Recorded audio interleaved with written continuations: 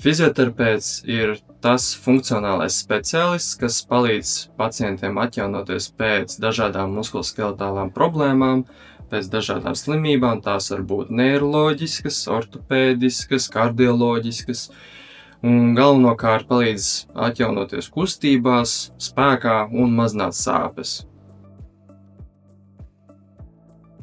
Pirmajā nodarbībā pie fizioterapeita mēs iepazīstamies viens ar otru, mēs sākumā vienkārši izrunājam lietas, mēs cenšamies saprast, kādi ir tie sāpīgie punkti, kad viņi ir radušies, kurās zonās, kādi principā ir tie apstākļi un kā mēs esam nonākuši līdz šejienai, kur mēs tagad cenšamies to sāpīgo vietu atjaunot, uzlabot. Fizioterapeits var pajautāt pavadinošus jautājumus, lai noskaidrotu kaut kādas detaļas, nianses, kas varētu palīdzēt rehabilitācijas laikā.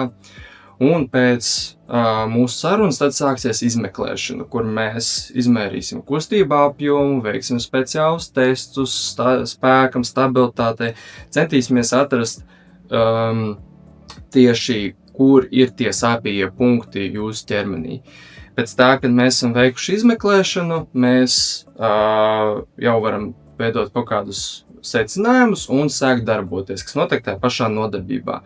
Tie var būt dažādi stiepšanās vingrinājumi, tie var būt stiprinošie, tie var būt stabilitātes, respektīvi ārstnieciskā vingrošana, kur piedalās gan pacients, gan fizioterapeits.